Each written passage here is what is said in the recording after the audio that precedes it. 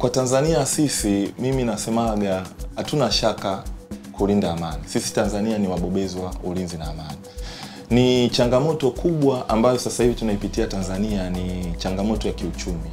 Kwamba nadhani katika kipindi hiki Tanzania ilitaka kujipambanua kiuchumi. Hakuna taifa linalofurahia kama utakuwa na reli ya kisasa. Nataka nikwambie. Hakuna taifa linalofurahia kama utakuwa na bandari ya kisasa. Hakuna taifa, ukumbuke kuna nchi jirani wana bandari na sisi Tanzania tumekuwa tunalisha mataifa mengi, magari yao yamekuwa yanapitia hapa. Hakuna taifa litakalofurahia kama utakuwa na ndege zaidi ya 15 ambazo zinaenda. Mimi nilikuwa nimeenda Zimbabwe kwa kutumia ndege ya Tanzania. Kipindi hicho tulikuwa tunatumia mashirika mengine ya ndege. Hakuna taifa litakalofurahia kama utakuwa na utalii endelevu. Kwa hiyo lazima ili tukuvunje wewe katika soko la kiuchumi na mataifa mengine yakakuchukia wewe, lazima tupasue nchi yako. Tukifanikiwa kupasua nchi yako, utalii hautoona tena. Kwa mfano tunapoelekea 9 Disemba, kuna viashiria vya uvunjifu wa amani. Watalii tunategemea watakuja. Kama mtalii alisema mimi nakuja tarehe 7 kutalii, hatutotegemea mtalii tena.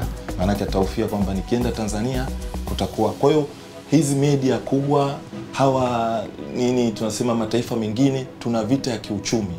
Na taifa lolote linapoingia katika uchumi lazima lijipambanue katika vita hiyo ya kiuchumi. Sasa lazima viongozi wawe wastahimilivu na kujua mkakati upi, kwa sababu sisi tuna bandari ambayo nadhani unafahamu nchi nyingi za majirani Afrika Mashariki zinategemea hapo. Unategemea nini? Hakuna mtu anayefurahia kama ulikuwa kipindi fulani umeme unakopa kwake, lakini leo hii unaenda kutengeneza bwawa la nini? Na Mwalimu Nyerere, ambao unategemea mimi nataka nijimili, nijitoke nani. Na hiyo vita ilimkuta Gaddafi. Gaddafi ilimsumbua sana katika taifa lake, ambapo akitaka kutengeneza nchi yake kwamba hakuna tegemezi katika mataifa mengine. Gaddafi ilifika hatua anatoa mikopo katika mataifa ya Afrika, nadhani unafahamu. Sisi tulikuwa tunapeleka mikopo, mataifa makubwa yanapeleka mikopo ya Afrika. Wewe Gaddafi ni nani wa kupeleka? Lazima destroy. Umeona mfano mzuri kwa Burkina Faso. Alivyozuia mambo mengi, umeona anapopitia challenge nyingi sana. Kwa hiyo bado hatujafahamu kuwa challenge hii hasa imetokana na nini, lakini hii imetokana na uchumi. Tunaita political economic. Mataifa yetu haya yanaingia katika migogoro ya kiuchumi. Tunaelewana kwa hiyo hata Misri ilivyokuwa vizuri juzi katika utalii nayo ikadondoshwa. Haiwezekani. Kama unakumbuka Misri watu waliandamana kisa mkate. Hivi kweli mkate tunaweza tukaandamana wakati ule rais akiwa Hosni Mubarak? Unaamini ni mkate kweli? Misri ilikuwa ni kivutio cha utalii. Tunaivaje kuidecline Misri isiwe kivutio cha utalii? Dubai ikawa juu sasa kwenye utalii. Misri kadondoka kwenye sekta ya utalii kisa mkate. Mkate kweli tunaweza tukaandamana barabarani? Baada ya kujiuzuru, kwa hiyo mkate tena ukawa umeona sio issue tena. Umeona hata sisi tuna mlima wa Kilimanjaro. Nadhani mlima wetu wa Kilimanjaro ulikuwa na mgogoro mkubwa, wengine wanasema huko nchini mwao kama tunatengeneza sumu kwamba nyinyi hamna amani. Wakiwa na Google tunataka tutembelee mlima wa Kilimanjaro, so watapitia taifa. Kwa hiyo wenzetu wana ni agendas ya watu, agendas ya uchumi wameshaeneza kwa watu wenzao kwamba lazima tuwini, tuichafue nchi fulani ili angalau, na tunaweza tukapoteza pakubwa. Kama tarehe 7 mpaka tarehe 8, tarehe 9 tuliona tarehe 29 watalii hawakuwepo mpaka tarehe 4. Sasa na hii tarehe 7 mpaka tarehe 9 watalii hawezi wakaingia nchini.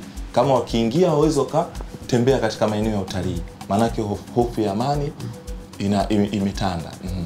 Hii sasa hii ni kwa wewe na uelewa mkubwa wa masuala ya kidiplomasia. Mwananchi wa kawaida, kuna yule mwananchi ambaye yeye anaona nina kila sababu ya mimi kwenda kutoka na kudai 1, 2, 3 pasipo kujua kwamba hiki kinachofanyika ni vita ya kiuchumi. Fikiri labda ni wapi labda kama taifa linateleza tuseme, ili kuweza kuhakikisha kwamba watu hawa wanakuwa wanauelewa na kujua kwamba hii vita pengine wanapigana vita ambayo itawaumiza wao. Kwa mfano ni elimu. Kwa mfano kama katika kipindi hiki tunahitaji kuambiwa ukweli vijana, kuambia kweli nchi tuko katika wakati gani, sio muda wa kujibizana sasa hivi. nini nazungumza? Kwa mfano sisi watu wa Pan Africa tunasema, tuna kauli zetu tukisema Africa for you, kwamba viongozi wanatakiwa watangulize kwanza for you, kwamba Afrika ni kwa ajili ya kwako, na wewe unatakiwa useme Africa for me. Nini maana yangu? Kwamba Tanzania for you, Tanzania ni ya kwako, Tanzania for me, Tanzania ni ya kwangu, lazima tuilinde. Cha kwanza tunatakiwa tuilinde nchi yetu.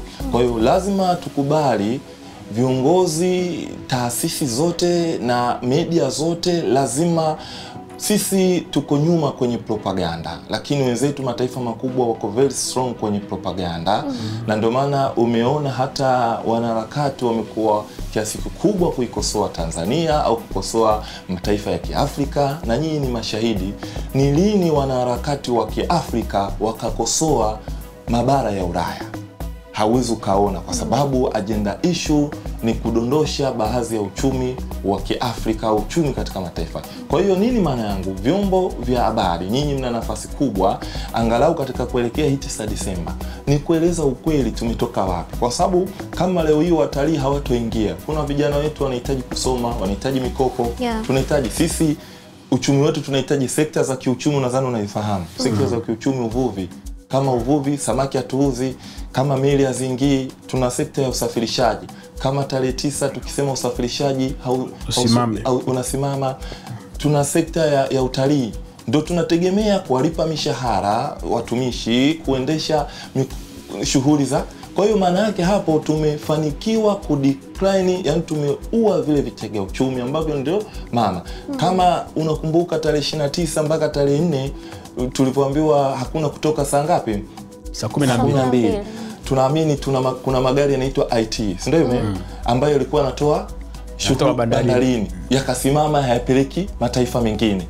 Nadhani pale ulienda mpakani mwa Tunduma, magari yalisimama pale. Maana yake tumepoteza pesa nyingi sana. Mzunguko wa pesa katika nchi, ukipoteza lisali moja, mzunguko unakuwa mkubwa sana. Sasa tunategemea mikopo. Vijana wetu walioingia chuoni sasa hivi lazima wanahitaji mikopo ili kusoma, lakini kuna hospitali wanahitaji, nadhani umeona tunahitaji bima za afya kwa wale wakina. Kwa hiyo kuna mambo mengi ambayo serikali, vipindi, lazima tuambiane ukweli. Vyombo vya dini lazima tuambiane ukweli. Lengo hasa tukijifungia, kwa mfano tahadhari hii tukienda tarehe 7 mpaka tarehe 9, ni kweli sisi tunaikubali tuingie kwenye tahadhari? Shughuli za kiuchumi zisimame kwa ajili ya maendeleo ya nchi? Nini maana yake? Kwa hiyo lazima tuambiane ukweli ili kuijenga nchi yetu. Sawa. The Bantu.